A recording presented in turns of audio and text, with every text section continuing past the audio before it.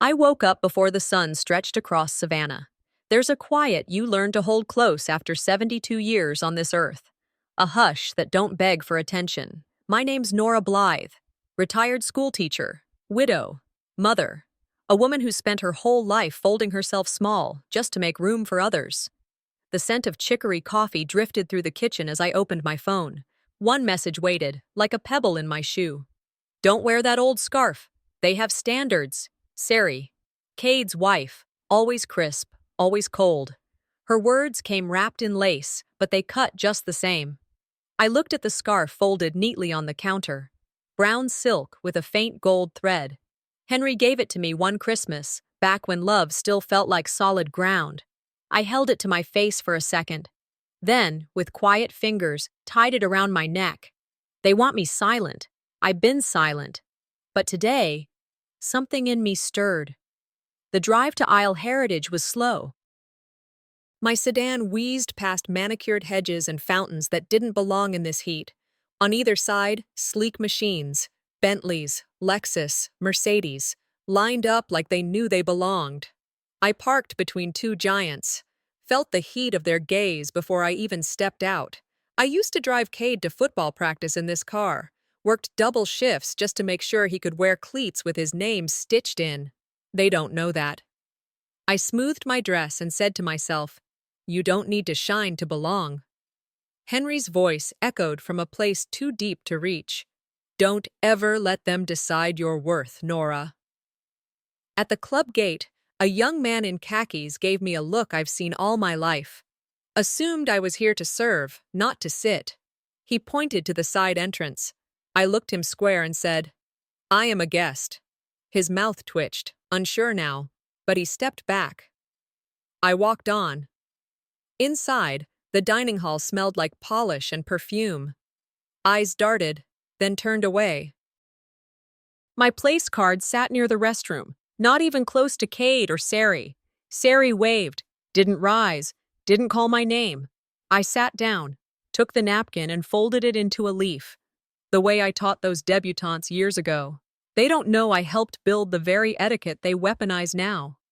On the welcome board, golden letters read, "The Vance family," and guest. Not Nora Blythe, not Cade's mother, just guest. Siri laughed nearby, her pearls catching the chandelier's gleam. She leaned close to another woman and whispered something they both found funny. Cade saw me. He mouthed, "Please, not today." That hurt more than the placement, more than the title.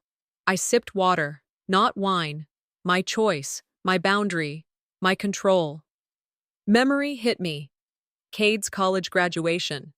They'd posed for photos. Him, his fiancée, the dean. While I stood off to the side, clutching the program. Always allowed, never invited.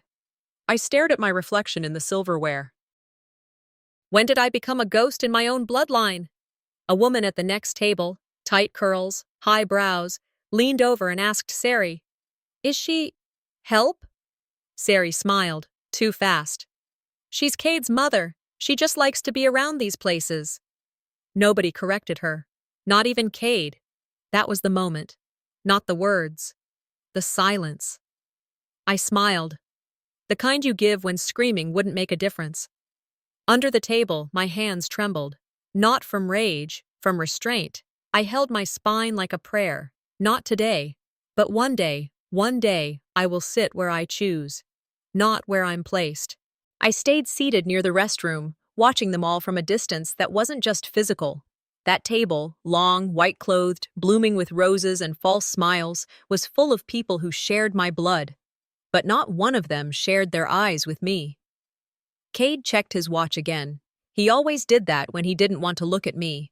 Raised that boy on rice and red beans, taught him how to pray, how to spell his own name when he was 5, and now he couldn't look me in mine. Siri, of course, was doing her dance, head tilted just right, laugh like honey over poison. Folks walked up to her like she was born into this. She nodded, thanked them for their compliments about the food, the decor, the legacy I built, brick by unseen brick. Not one of them said, "This is Nora, Cade's mother." Not even a simple, "This is family." A woman next to me leaned in and whispered, Which side of the family are you from? I smiled the way you do when your mouth refuses to scream. The part they forgot. Then it happened.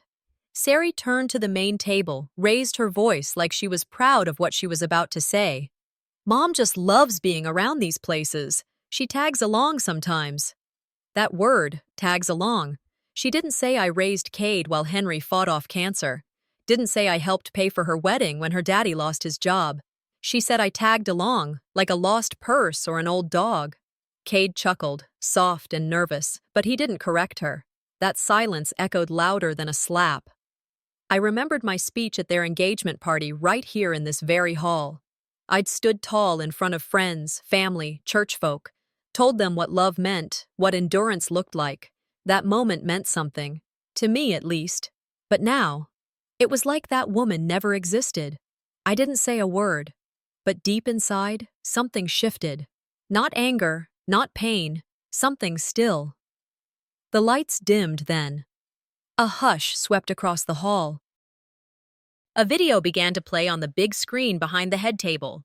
Gold letters, the Vance legacy, soft piano music, Cade as a boy, Cade in college, Cade in his tuxedo, Syrian ball gowns, charity galas, fundraisers, plaques, picture after picture.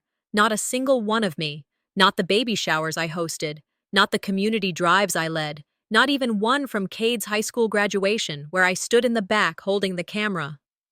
A woman near the front whispered, "Oh, Cade's mother isn't in these. Maybe she never came around." Siri's voice cut through. She preferred to stay home. She doesn't like crowds. A lie, said sweetly, like butter on burnt toast. That lie didn't sting like fire. It froze. It rewrote the truth. Took years of sacrifices and folded them into something forgettable. The guests clapped at the end of the video. I didn't. I just watched Cade fix his sleeve, adjusting his cufflink like the past was too tight. I scanned the room. All these people saw me as a shadow, not a root. But roots hold weight. They just stay buried. I looked at my hands. Worn, brown, lined with labor. These hands signed papers, bought things, organized people, paid bills when Henry couldn't. That's when it hit me. Maybe I hadn't been forgotten. Maybe I'd allowed myself to disappear. Kept quiet so long they mistook it for absence. I took a sip of water. No wine. I wanted to feel every drop of this awakening. I didn't say a word. But my silence now was a sharpened thing. Not surrender. Strategy. Then came the final cut. A woman leaned towards Sari, her voice casual. "Did your mother-in-law ever work?" Sari smiled, all sugar. "No, she stayed home. She likes quiet. We take care of her. We take care of her." Like I was some charity case they'd picked up along the way. That sentence rolled in my chest like a bad storm. They hadn't just forgotten me. They'd recast me, turned me from matriarch into footnote. From builder into burden. I sat there, still and steady, not boiling, not crying, just clear, and that clarity tasted like truth. I told them I needed air. That's what I said. Truth was, I needed to get away before my silence turned into something I'd regret. I stepped outside, leaving behind the clinking glasses, polished lies, and the smell of money that never quite hid the rot. The garden looked the same rose hedges, same cobbled path I helped fund when the club first opened. I remembered the groundbreaking ceremony, me, Henry, 3 other families. Shovels in dirt, hope in the air. We dreamed big back then. Not of power, but of place, of belonging. Every step I took now, past each manicured bloom, brought back moments they wanted forgotten. The benches I paid for, the lighting I coordinated, the hand-painted tiles I chose with care, now passed off as Sari's tasteful updates. I stopped in front of the dedication plaque. Bronze, shiny. It read, "In honor of our founding visionaries," with a list of names. Mine wasn't there. I reached out, let my fingers run over the cool metal, smooth.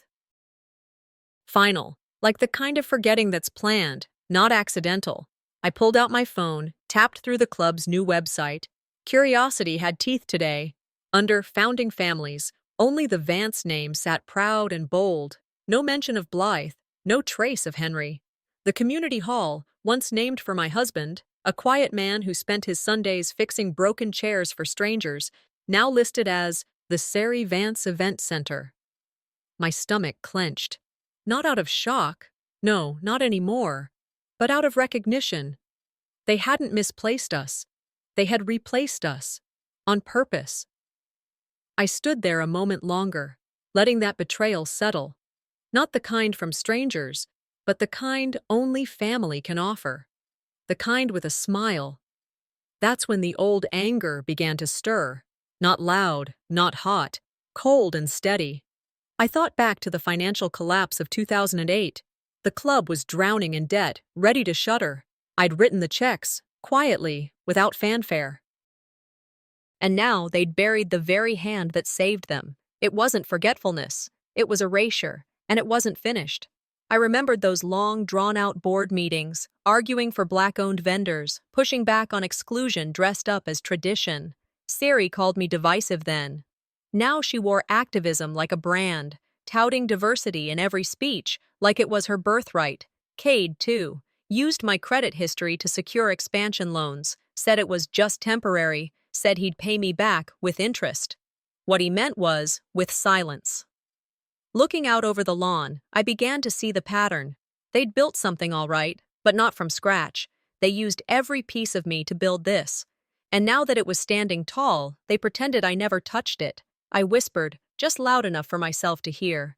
They don't get to write the last chapter. I do. My phone buzzed. A message from Loretta, one of the co-founders, someone I hadn't heard from in years.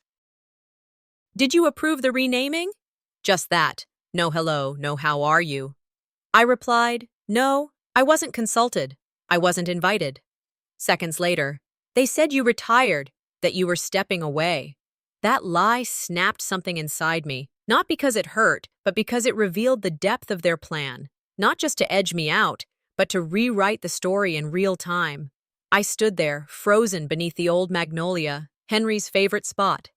We'd spent afternoons under that tree with lemonade and quiet hopes. Now, I sat alone, not broken, deciding, peace that comes from disappearing isn't peace, it's surrender.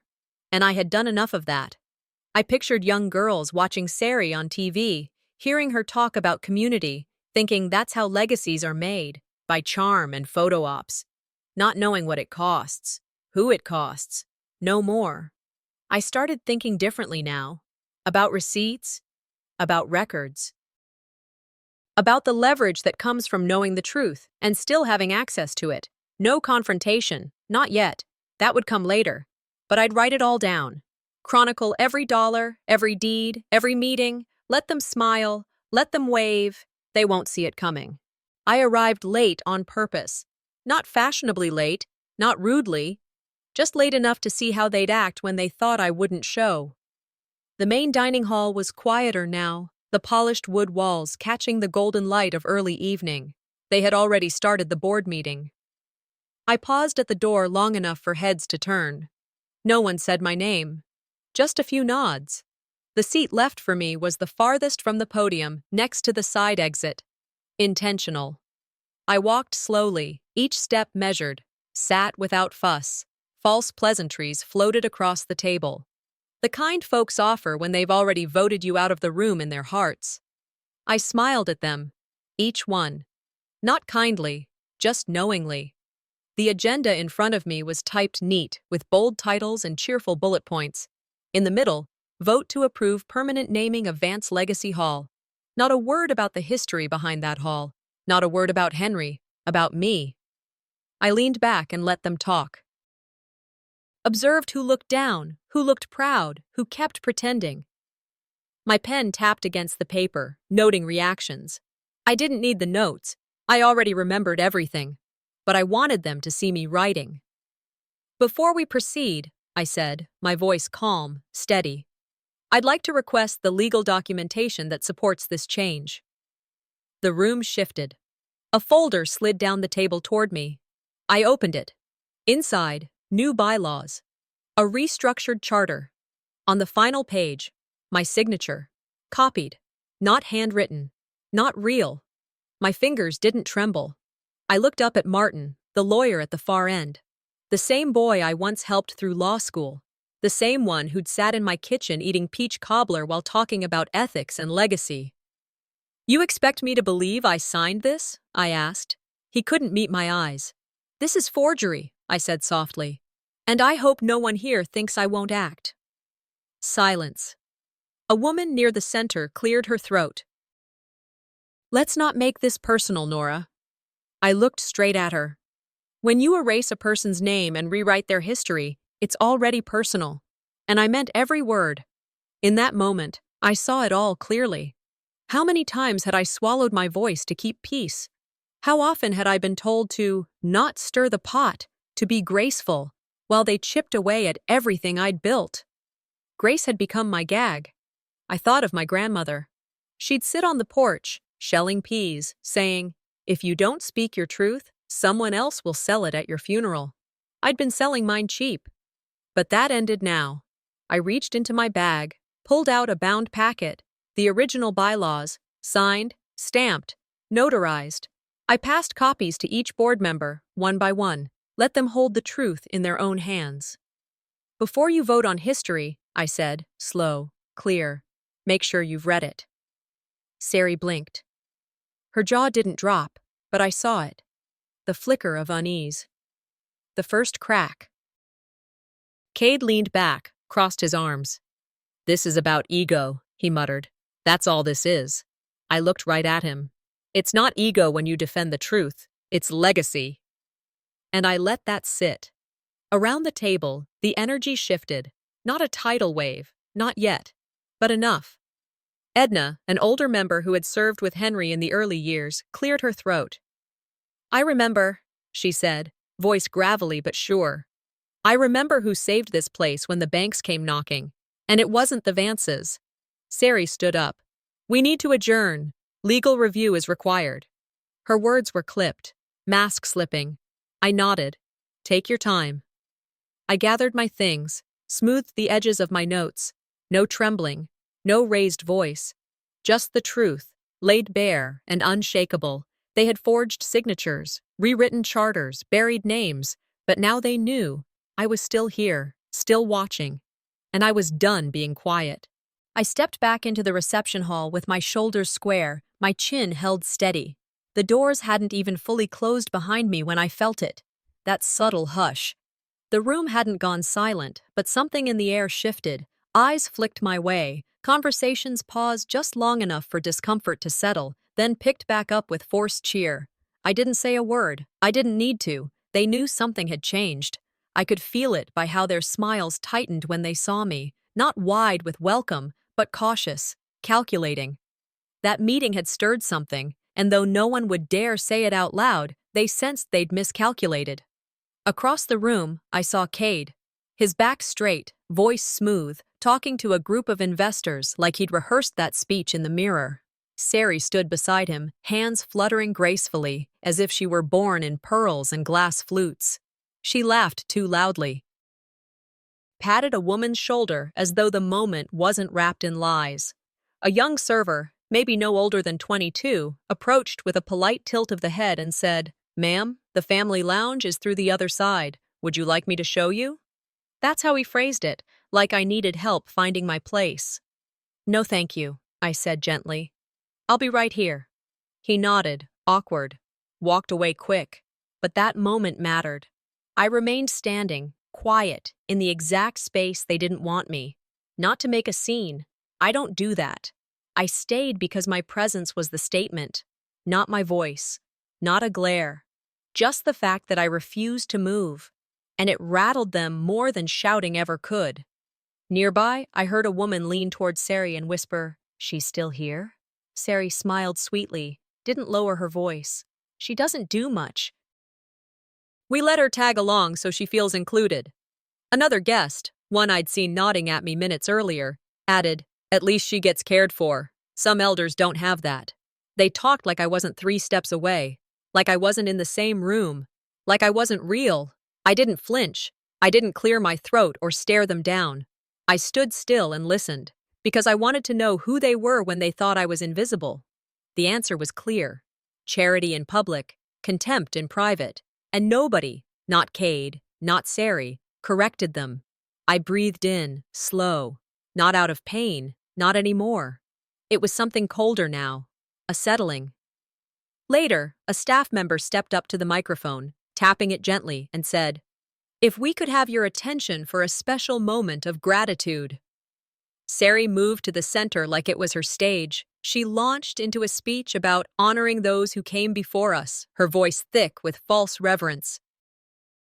Behind her, a slideshow flickered across a screen, black and white photos, blurred group shots, and finally, one grainy image of me, not as a founder, not as a donor, labeled under support staff volunteers. The room clapped. I didn't move. I didn't blink at the screen. I didn't even look at her. But when she turned and caught my eye, waiting for a smile, what she saw instead was something unbending. I just blinked once. Slow. No thank you. No nod. No applause. They weren't just erasing me anymore. They were replacing me. That's when I moved, slowly, deliberately, to the dessert table, where the circle of donors and board members hovered. A woman, lifting her glass, smiled at me and said, "Mrs. Vance, your family has done so much for this place." I returned her smile, gentle, not kind. "My name is Nora Blythe," I said. "I never married into this club. I built it." Cade's jaw tightened. Siri's fingers twitched around her champagne stem.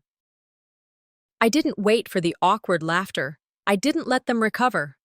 I looked at the woman and said, "Make sure history is told by someone who lived it." Then I turned and walked away. The silence I left behind was louder than any toast they could make. Out in the corridor, beneath the soft lights, I stopped by one of the framed mirrors that lined the walls. For a moment, I looked at myself. Really looked. No matriarch. No victim. Just a woman who finally understood.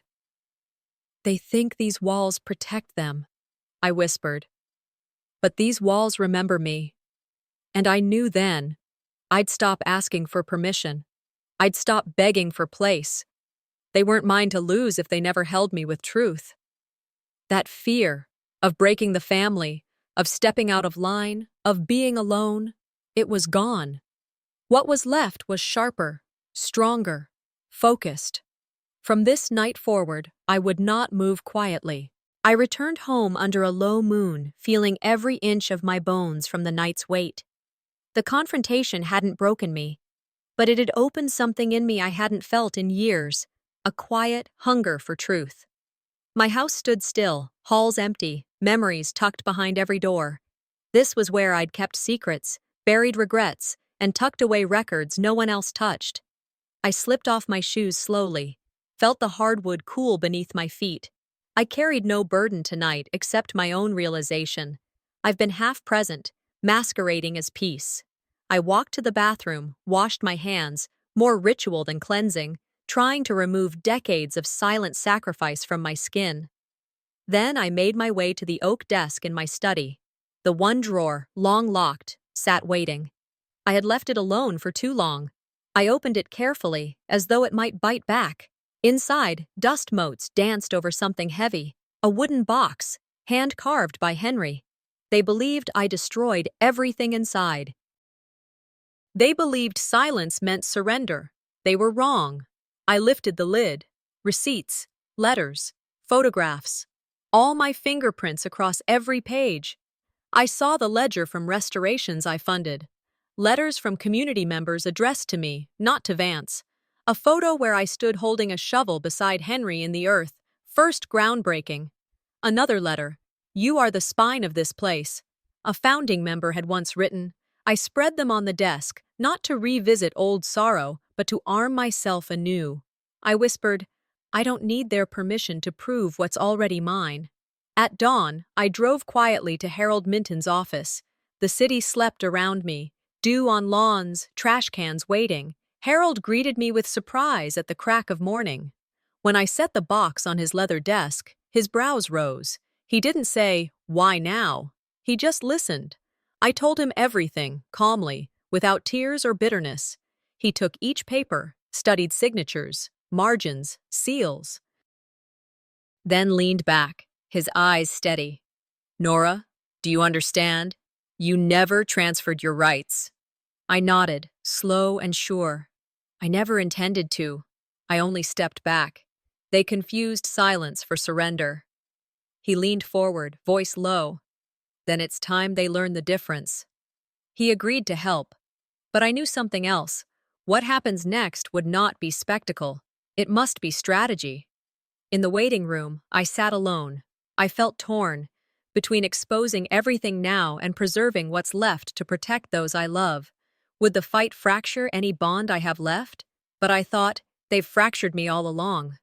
I looked past a mother comforting her child, scolding softly. That image pulled me back. I remembered who I was years ago, a woman relied on, a woman who could hush storms with a word, but reliance is not respect. And I knew which I would choose, respect.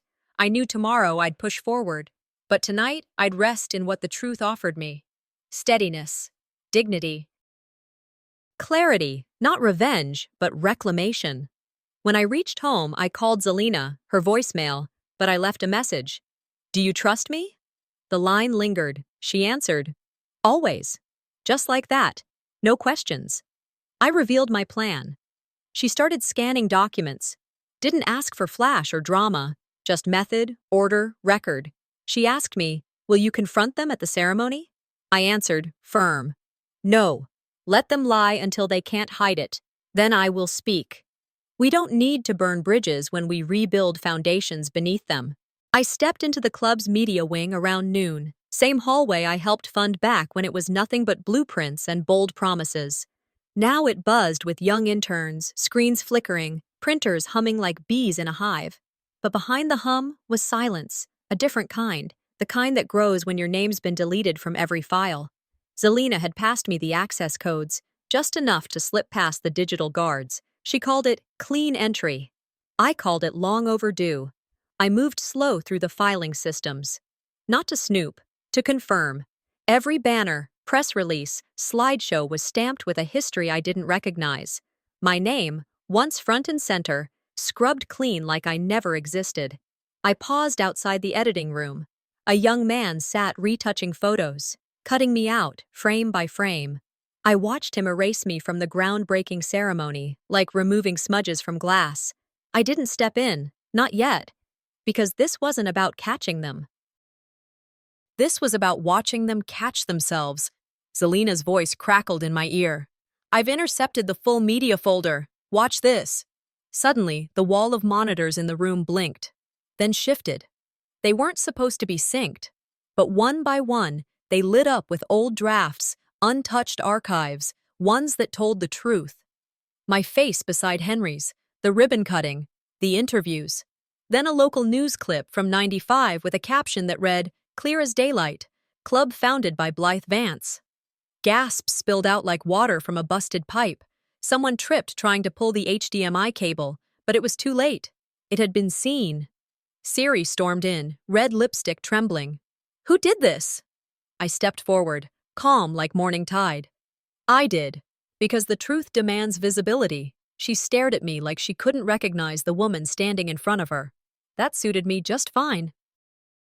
The media director mumbled something about technical breaches and unauthorized access. But the room knew this wasn't sabotage, this was clarity. In the main hall, folks were already gathering for the ceremony. I took my seat, not in the back, not in the shadow, but dead center, 3 rows from the podium. The projector whirred to life. First slide read, Isle Heritage was established by Nora Blythe Partners. Not the Vances. Siri's face hardened like clay set too long in the sun. She laughed, thin, sharp. That's clearly a typo. But a man on the board, older than most and quieter than many, spoke up. I remember that draft. It was correct, before we were told to revise it. Cade tried to interrupt, voice cracking, but no one listened. They were unraveling, one stitch at a time, and I didn't need to tug. I just sat still and let the seams split. Whispers flooded the room, phones out, cameras rolling. Somebody said, "Isn't she the founder?" Another replied, "They never said that before." Sari gripped the mic. "Ladies and gentlemen, nothing here is final yet. There's been a glitch in presentation." She smiled like she had it under control, but her hand trembled against the podium. A journalist from Savannah Gazette raised her mic. "Does Mrs. Blythe own the club now?" All eyes turned to me. I didn't grandstand, didn't gloat. I simply nodded once. A truth finally given breath. Cade's stare cut through me. It wasn't anger. It was fear. The kind a child wears when they realize their lies are older than their conscience. Noise filled the room, but in my head, there was only silence. That quiet place where memory sits, where every time I trusted someone with my name plays like an old song I can't turn off. But then came the clarity. This wasn't about a building, or even the family name. This was about what people do when they think you're too tired, too old, too silent to fight back. I looked down at the box on my lap. Still there. Still full of receipts they thought I'd thrown away. I stood. Not for attention, just to move forward. One battle down, but I knew the storm hadn't passed. I arrived before the crowds filled the grand ballroom, walking slow, deliberate, steady. Like a woman who'd been overlooked long enough to master patience. I wasn't dressed to impress. I was dressed to remind. My clothes were quiet, but my presence wasn't. I carried that old wooden box like a soldier's keepsake, not heavy in the hands, but loaded in meaning. Inside it was everything they'd spent years pretending didn't exist. But today, that silence was going to end. People mingled, laughed, toasted, took pictures with backdrops they'd built on my back. Photographers glanced at me, unsure if I was worth the shot. I just smiled, sat at a table near the edge of the room, and waited. Siri flitted from table to table, performing generosity like a routine. Cade nodded my way, nervous, lips tight like a man who knew his dam was cracking. I didn't wave back. My fingers rested on the folder in my lap. Deeds. Handwritten letters. Contracts with signatures older than half the guests in the room. I opened it once, thumbed through a faded thank you note from 1996, one that simply read, "Without you, this place would never breathe." I closed it again and whispered to myself, "Respect is earned, not asked." Then came the microphone feedback. The MC tapped the mic and cleared his throat. "We have an unexpected honor this afternoon. Mrs. Nora Blythe has been invited to share a few words." That ballroom didn't breathe for a good 3 seconds. It was the first time they'd ever invited me to speak. And they didn't plan it. I could tell, by the way Sari stiffened, by how Cade leaned forward like he might jump in. Too late now. I stood up, picked up the box, walked slow toward the stage, heels clicking on the marble like a metronome to memory. No fanfare, no spotlight, just me. At the podium, I didn't introduce myself. "I was never meant to speak tonight," I said. "But I came prepared anyway," gasps followed. Then the kind of hush you only hear when people know a storm's about to roll in. I looked out over that crowd and didn't flinch. But just as I lifted the first document to read, the projector behind me flickered. The screen went blank. "Looks like a technical hiccup," the MC mumbled. Siri exhaled like she'd been holding her breath for years. Her smile returned, tight but confident. I could feel her hoping it would all pass, that the moment would fade, that I'd retreat. Instead, I reached into the box and placed it right on the podium. That sound, the thud of wood meeting metal, changed the room. "That's our starting point," I said calmly. "Now, let me show you what your history looks like when the erasures are reversed." The screen came back. First slide, me in a hard hat, shovel in hand, groundbreaking ceremony. Next, original club charter with my name first. Then, donor letters, checks written to me, images of events I planned, faces of people long forgotten, but once proud to call me their founder. I walked them through every page, one by one. This is the deed, not copied, original. This was the founding board roster. I chose half these people. This was my signature on the first loan document. I paused on a photo of my late husband and me, our hands covered in dirt from that first day, smiling like fools who believed hard work would be enough. Some folks in the crowd teared up. Others stared blankly, ashamed or confused. A few stood, old members, long retired but not forgotten. One of them even whispered, "About time." Then I turned to Sari. If you ever claim ownership of a legacy built by others, expect the original builder to return. I didn't shout, didn't slam a single word. Truth doesn't need volume. Cade didn't say a thing, but his eyes were wet, and he didn't look away. I closed the presentation.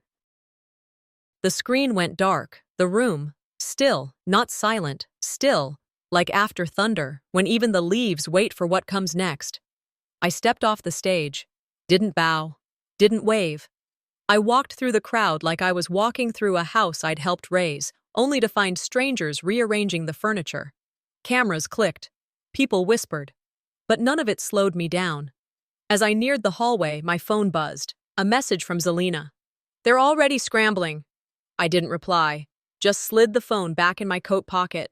They wanted a celebration of their reign. Instead, they got the return of the rightful architect.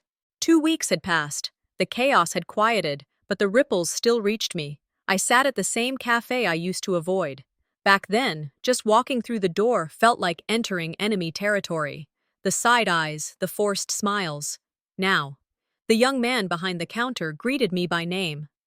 Folks nodded as they passed my table, a few even stopping to say thank you, or about time. It wasn't pride I felt. It was recognition. The media had picked up the story. Local outlets ran front-page pieces with old photos of me and David from the early days. My inbox filled with messages from folks I hadn't heard from in decades. Former members, old neighbors, even past employees. Some apologized. Some just wrote, "We always knew." Cade had been quiet since the event. Not cold, just quieter. But there were fewer rehearsed explanations, more listening. His eyes didn't dart around anymore when we were in the same room. And Sari, well, she'd gone real still. Her once glamorous posts were now filtered with Bible verses and cryptic captions about growth and accountability. I don't know if it's guilt or branding, maybe both, but for the first time in a very long time, I was seen, not debated, not dismissed, seen. A few days after my visit to the cafe, a thick envelope arrived. Hand-delivered, no return address. Board seal stamped on it. Inside was a formal apology, signed by every current board member. It wasn't grand, but it was real. And then came the offer. They wanted to name a new scholarship after David and me, not a token gesture, a permanent, fully funded program. They also wanted to appoint me as Director of Cultural Legacy, not honorary, full authority, voting rights, office space. I sat with that letter for hours, thought of my mama, of Zelina, of all the women who built entire communities in silence. No plaques, no headlines, just grit. So I wrote them back. I accept, but only under one condition. Restructure the board. Add 3 seats, filled by working-class community members. Equal, say. 3 days passed. No response. Then, quietly, they agreed. That same week, Cade reached out, invited me to lunch, fried chicken and peach cobbler, same spot we used to go when he was just a teenager asking questions about the world. He didn't waste time. "Ma, I knew," he said.